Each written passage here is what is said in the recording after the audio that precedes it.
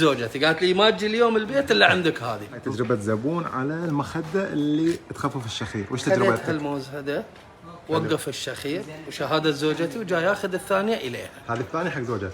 حق زوجتي، قالت لي ما تجي اليوم البيت إلا عندك هذه. تنصح الناس فيها؟ أنصح الناس وعلى ضمانتي إذا صادم الشخير أو حتى فيها شيء زين، حتى وقت التنفس، حتى لو كان وقت بارد ما تقطع التنفس ولا تقوم تصلي، وانصح حق كبار السن بعد زينة. الحمد لله، هذا شاهد من الزباين.